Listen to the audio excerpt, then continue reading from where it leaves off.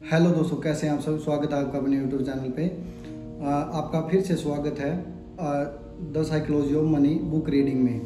कल हमने इसका दो चैप्टर फर्स्ट चैप्टर पढ़ा जिसका नाम था कोई भी मूर्ख नहीं है। एक्चुअली उसमें मैं आपको थोड़ा ब्रीफ करना चाहूँगा उस चैप्टर में लेखक क्या कहना चाहता था, ताकि आप इसको कंटिन्यू कर सके। तो उसमें कोई भी मूर्ख नहीं है का इसका मतलब ये था कि हम कोई भी मूर्ख नहीं है, लेकिन धन के साथ कोई ना कोई हम मूर्खतापूर्ण व्यवहार जरूर कर देते हैं, क्योंकि हम इसमें अभी नए नहीं हैं।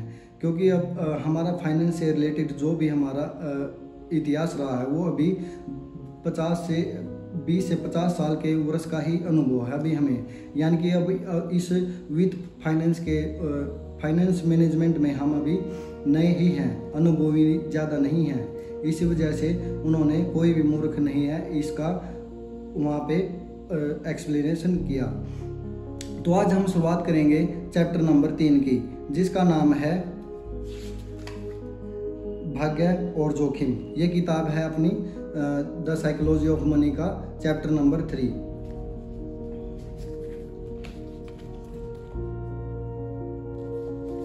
आइए शुरू करते हैं। भाग्य और जोखिम। कुछ भी इतना अच्छा या बुरा नहीं होता जितना वह दिखता है। भाग्य और जोखिम भाई भाई हैं। ये दोनों इस वास्तविकता का परिणाम है कि जीवन में हर नतीजा व्यक्तिगत प्रयास के अलावा और अन्य ताकतों पर भी निर्भर करता है। NYU प्रोफेसर स्कॉट गिलेव का एक ऐसा संबंधी विचार सफलता का आकलन करते समय बहुत आवश्यक है। दोनों अपनी और साथ ही अन्य को भी कुछ भी इतना अच्छा बुरा नहीं होता जितना वह दिखता है। बिल गेट्स विश्व के उस एकमात्र हाई स्कूल में गए थे जहां कंप्यूटर था। सिएटल से कुछ ही दूरी स्थिति पर लेक साइड स्कूल में कंप्यूटर कैसे आया, यह कहानी अद्भुत है। बिल डूगल द्वितीय विश्व युद्ध में एक समुद्री विमान चालक थे, जो बाद में हाई स्कूल में गणित और विज्ञान के अध्यापक बन गए। वे मानते थे कि किताबी ज्ञान बिना वास्तविक अनुभव के काफी नहीं। वे यह भी समझते थे कि कॉलेज में पहुंचने के समय हमें कंप्यूटर की कुछ जानकारी की आवश्यकता होगी। स्वर्गीय माइक्रोसॉफ्ट सह संस्थापक पॉल एलन ने याद करते हुए कहा था।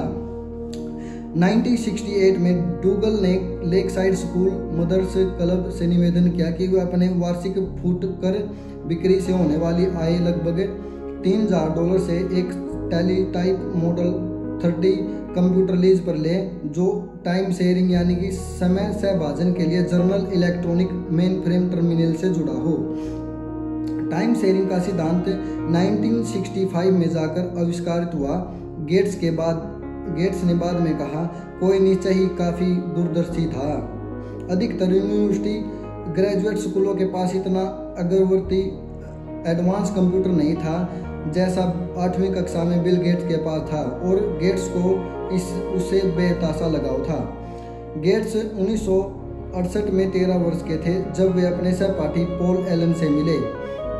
एलन को भी स्कूल का कंप्यूटर इस्तेमाल करने का बहुत जुनून था और दोनों मिलते ही गहरे मित्र बन गए। लेकसाइड कंप्यूटर का वहां के सामान्य पाठ्यक्रम का भाग नहीं था, यह एक स्वतंत्र अध्ययन कार्यक्रम था। बिल और पॉल आराम से कंप्यूटर में अपने रचनात्मक को ऑटोमेटिक रूप से विचरण करने देते थे। स्कूल के बाद देर रात में या सप्तांत में वे शीघ्र ही कंप्यूटिंग में माहिर हो गए। अपने ऐसे ही एक देर रात के सत्र में एलन को याद है कि गेट्स ने एक बार एक फॉर्च्यून मैगजीन दिखाते हुए कहा था, तुम क्या सोचते हो, एक फॉर्च्यून 500 कंपनी चलाना कैसा लगता होगा। एलन ने कहा था कि उन्हें इस बारे में कुछ जानकारी नहीं है, शायद एक दिन हमारी खुद की कंप्यूटर कंपनी होगी। गेट्स ने कहा, अब माइक्रोसॉफ्ट का कुल मूल्यांकन $1 ट्रिलियन से भी अधिक है। अब थोड़ा सा तेज गणित। 1968 में यूएन के अनुसार विश्व में लगभग 303 मिलियन हाई स्कूल की उम्र के लोग थे।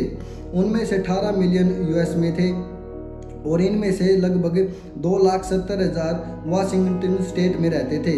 1 लाख से ज़्यादा कुछ अधिक सिएटल में रहते थे और इनमें से सिर्फ 300 लेक साइड स्कूल में जाते थे।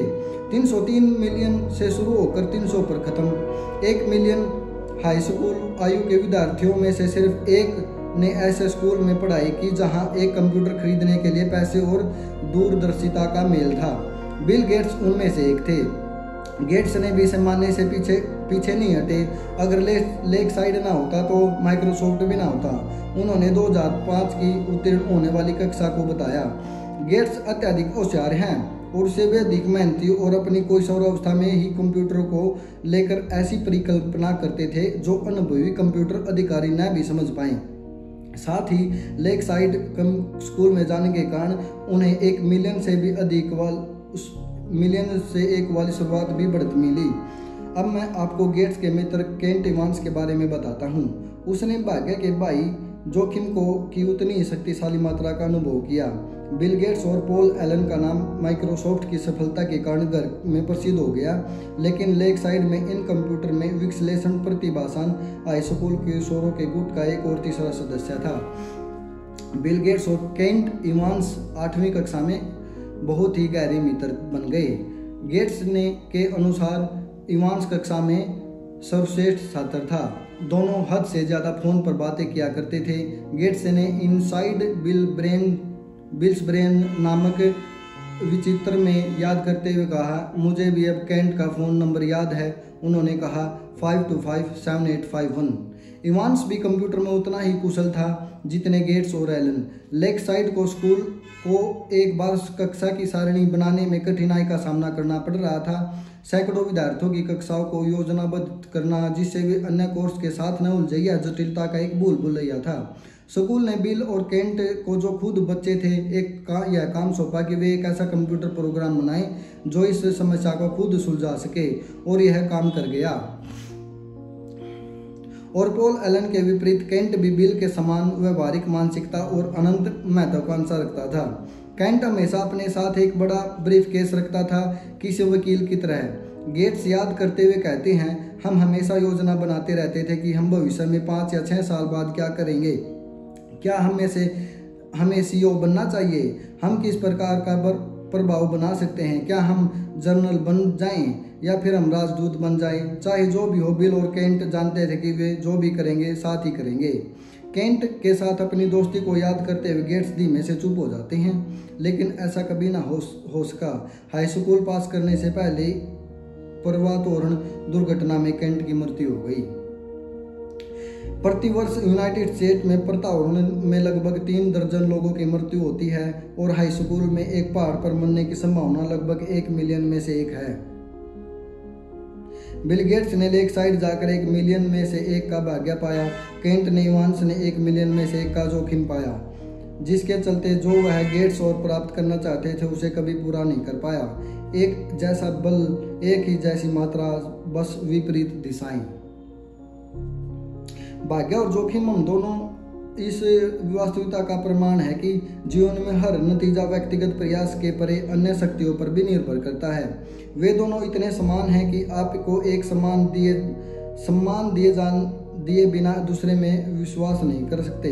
ये दोनों इसलिए अस्तित्व रखते हैं क्योंकि संसार इतना जटिल है कि आप 100% प्रयासों से आपको 100% नतीजे नहीं मिल सकते।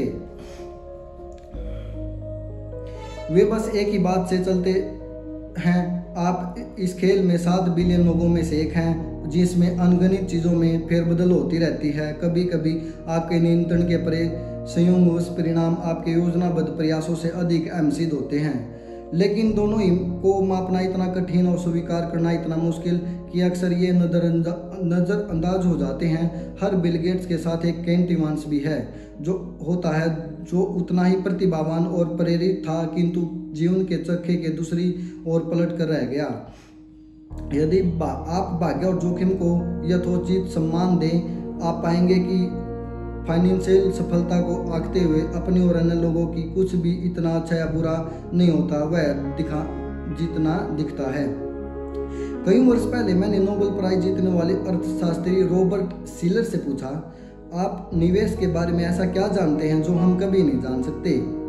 सफल परिणामों में भाग्य की सटीक भूमिका, उन्होंने उत्तर दिया।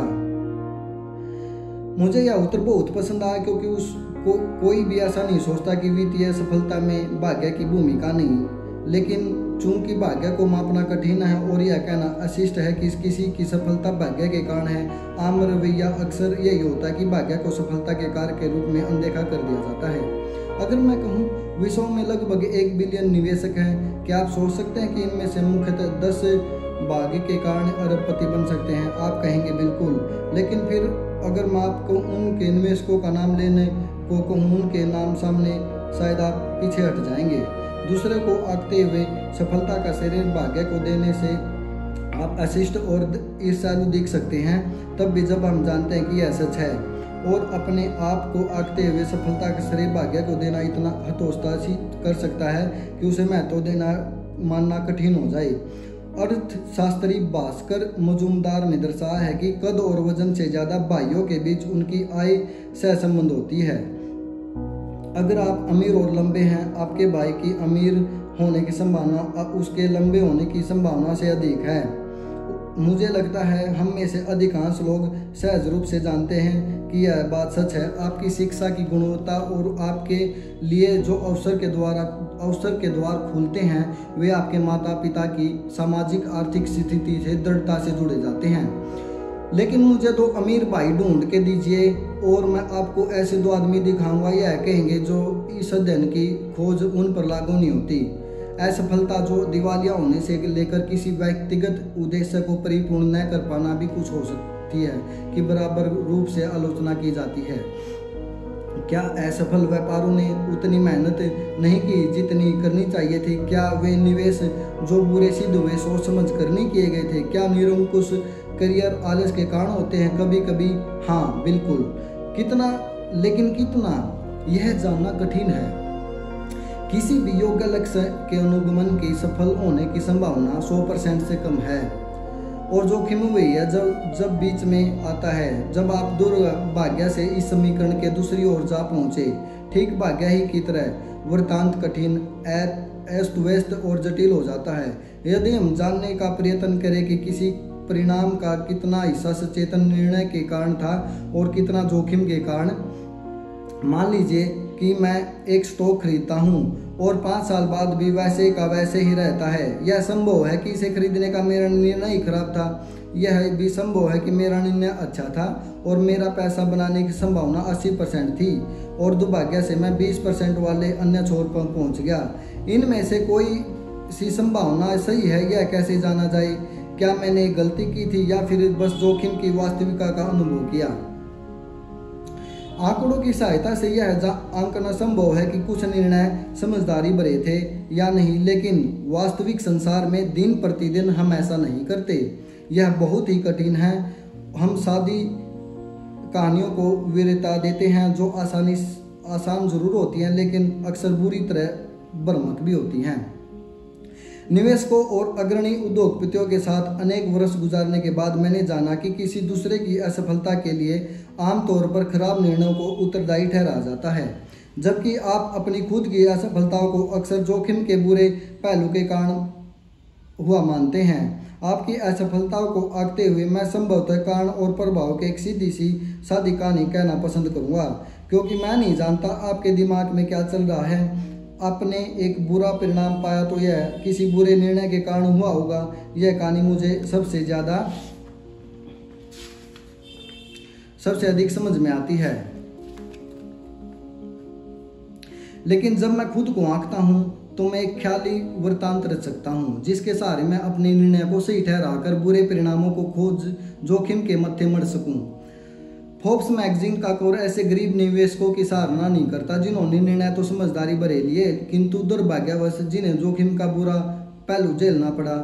लेकिन यह ऐसे अमीरों निवेशकों का गुणगान अवश्य करता है जिन्होंने ठीक ठाक किया या बिना लापरवाही वाले निर्णय लिए लेकिन भाग्यशाली निकले। दोनों ने एक ही सिक्का उछाला, लेकिन उसके गिरते समय बाजी पलट गई। इसका खतरनाक पहलू यह है कि हम सब पैसे के बारे में यह जानने का प्रयत्न कर रहे हैं कि क्या काम करता है और क्या नहीं, कौन सी निवेश नीतियां काम करती हैं, कौन सी नहीं, कौन सी उद्योग नीतियां काम करती हैं, कौन सी नहीं। आप अमीर कैसे बनते हैं, आप गरीब होने से कैसे बच सकते हैं। हम सफलता और असफलताओं की समीक्षा कर ये पाठ सीखने का प्रयास कर रहे हैं और कह रहे हैं वही करो जो इसने किया। जो उसने किया उससे बचो। अगर हमारे पास कोई जादुई छड़ी होती है तो हम जान पाते कि इन परिणामों का कितना अनुपात ऐसे कार्यों के कारण है जो दोहराए जा सकते हैं, बनाम अनियमित और जोखिम और भाग्य की भूमिका जो इन कार्यों को इस या उस ओर धकेलते हैं। लेकिन हमारे पास कोई जादुई छड़ी नहीं है, हमारे पास दिमाग है जिसे अधिक बारीकी के बगैर सरल उत्तर चाहिए। इसलिए उन विशेषताओं को पहचानना जो हमें अपनानी चाहिए या जिनसे बचना चाहिए बेहद कठिन हो सकता है। अब मैं आपको एक और कहानी सुनाता हूँ, एक ऐसे व्यक्ति की जो बिल गेट्स की तरह ही बेतासा सफल था, लेकिन जिसकी सफलता को भाग्य या कौशल से बांधना कठिन है। कर्नेलियस वैंडरबिल्ट ने अपने रेल मार्ग साम्राज्य को विस्तृत करने के लिए बस कुछ व्यापार करार पूरे ही किए थे। उनके एक व्यवसाय सलाहकार ने आगे झुककर वैंडरबिल्ट को बताया कि हर वह करार जिसके लिए उन्होंने सहमति दी थी वह किसी न किसी तरह कानून को तोड़ रहा है। हे भगवान जॉन, वैंडरबिल्ट ने कहा, तुम्हें लगता है कि रेल मार्ग स्टेट ऑफ न्यूयॉर्क के कानून के अनुसार चल सकता है? बोलो, क्या ऐसा हो सकता है? इसे पढ़ने के बाद मेरा पहला विचार यह था, इस रवैये के कारण ही वे इतने सफल थे। वैंडरबिल्ट के समय में कानून रेल मार्ग को अनुमति नहीं देता था, इसलिए उन्होंने कहा भाड़ में जाए और कैसे भी अपना काम किया।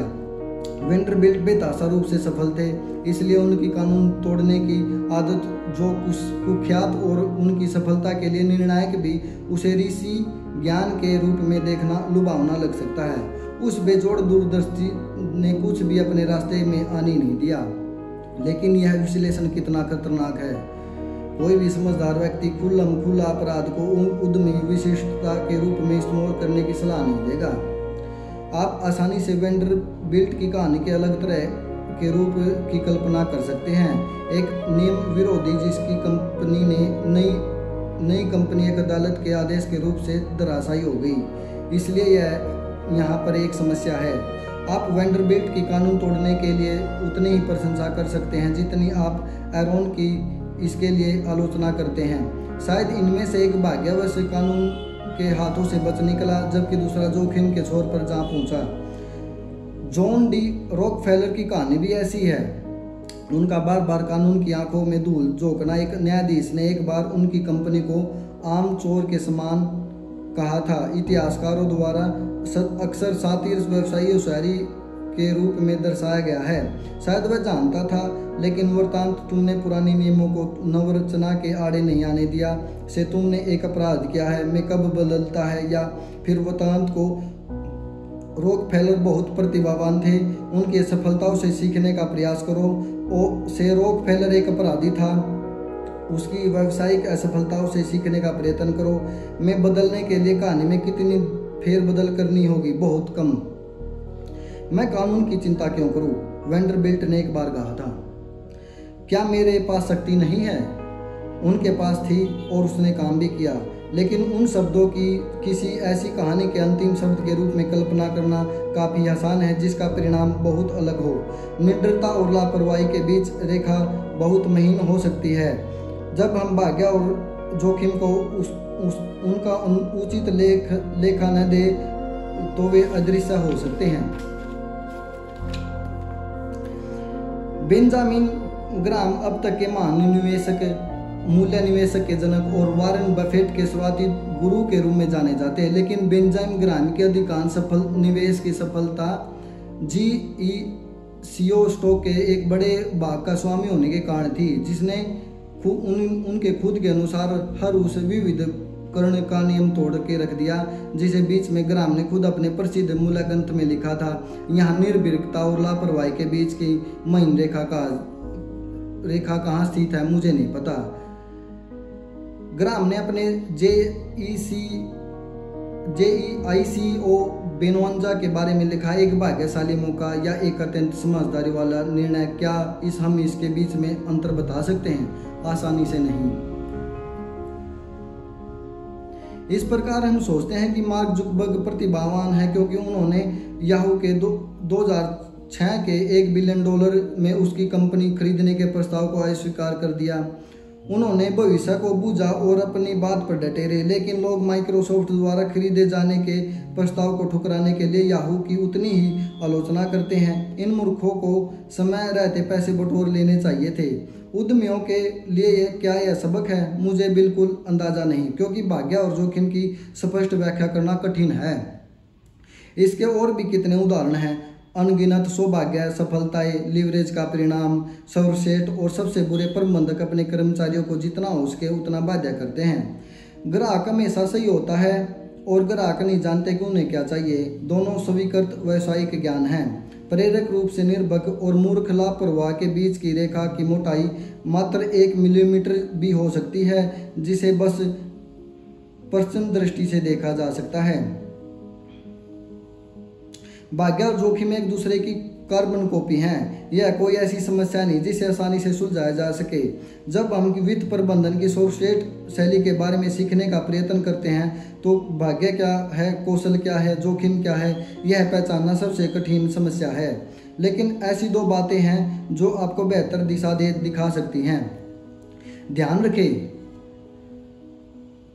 रखें कि आप किसकी प्रशंसा और सराहना करते हैं। इस बात का भी ध्यान रखें कि आप किसे नापसंद करते हैं, उसके जैसा नहीं बनना चाहते। या फिर ध्यान रखिए, जब आप यह मानने चले हैं कि 100% परिणाम प्रयासों और निर्णयों पर निर्भर करते हैं। मेरे बेटे के जन्म के बाद मैंने उसे एक पत्र लिखा जिसका कुछ हिस्सा ऐसा था। कुछ लोग ऐसे परिवार में जन्म लेते हैं जहां शिक्षा को बढ़ावा दिया जाता है, जबकि कुछ अन्य इसके विरुद्ध होते हैं। कुछ का जन्म समृद्ध अर्थव्यवस्था में होता है जहां उद्यमिता को बढ़ावा दिया जाता है, जबकि कुछ का जन्म युद्ध और अभाव में होता है। मैं तुम्हें सफलता होते देखना चाहता हूं और मैं चाहता हूं कि तुम इसे खुद हासिल करो। लेकिन याद रखो, सफलता हमेशा मेहनत के कारण नहीं मिलती और गरीबी हमेशा आलस के कारण नहीं होती। जब तुम दूसरों को और साथ में खुद को आंकने लगो, यह हमेशा ध्यान में रखना। इसलिए व्यक्ति विशेष और केस स्टडी पर कम और व्यापक प्रतिमानों पर अधिक ध्यान दें। किसी व्यक्ति विशेष का अध्ययन खतरनाक हो सकता है, चूंकि हमारा अक्सर चरम सीमा के उदाहरण लेते हैं, जैसे अरबपति, CEO, या वे बुरी तरह से असफल हुए जो खबरों में रहते हैं। चरम सीमा के उदाहरण अक्सर अपनी जटिलता के कारण अन्य परिस्थितियों में लागू नहीं होते। जितना चरम कोई परिणाम होता है उतना ही कम उसके सबक को आप अपने जीवन में लागू कर पाएंगे, क्योंकि यह परिणाम उतना ही भाग्य और जोखिम की चरम सीमाओं से प्रभावित हुआ होगा। आप सफलता और असफलता के व्यापक प्रतिमानों को देख अभियोज्य बोध के निकट पहुंच जाएंगे। प्रतिमान जितना सामान्य होगा उतना अधिक वह आपके जीवन में लागू हो सकेगा। वॉरेन बफेट की निवेश का सफलता का अनुकरण कर पाना कठिन है, क्योंकि उनके परिणाम इतने चरम है कि उनकी आजीवन उपलब्धियों में भाग्य की भूमिका संभवतः बहुत अधिक है। और भाग्य कोई ऐसी चीज नहीं जिसका विश्वसनीयता से अनुकरण किया जा सके।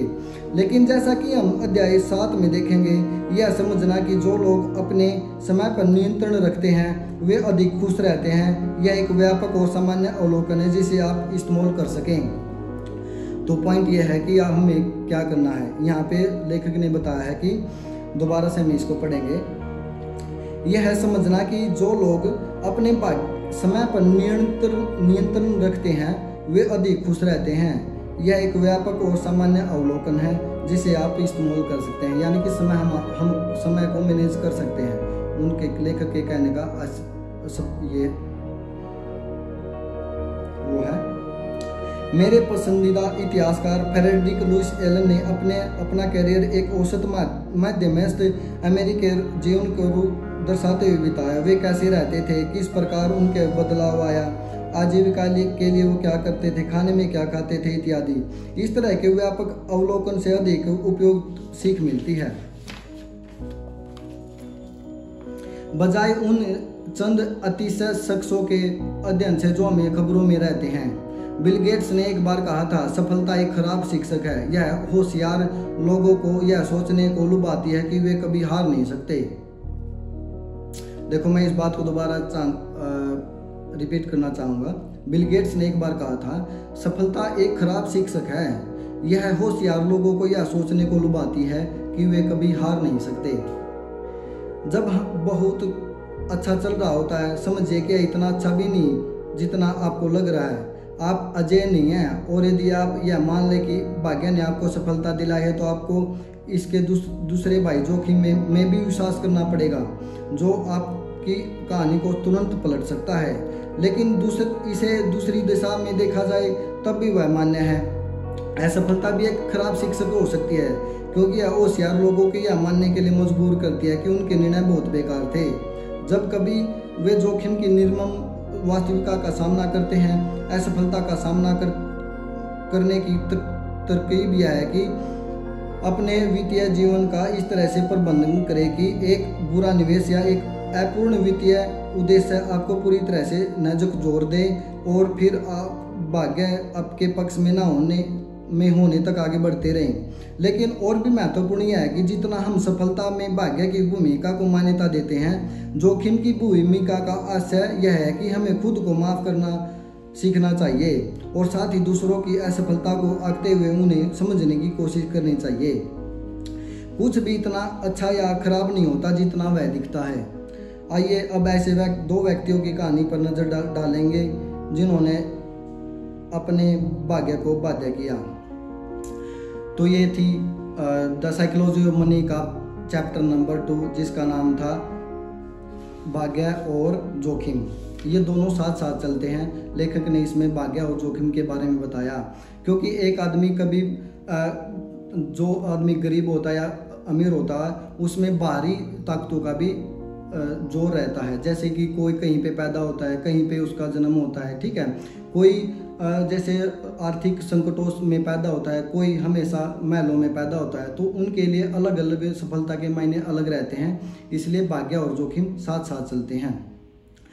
तो आपने मुझे इतना समय दिया, इसके लिए धन्यवाद। हम दोबारा से फिर अपना नेक्स्ट चैप्टर बाद में पढ़ेंगे।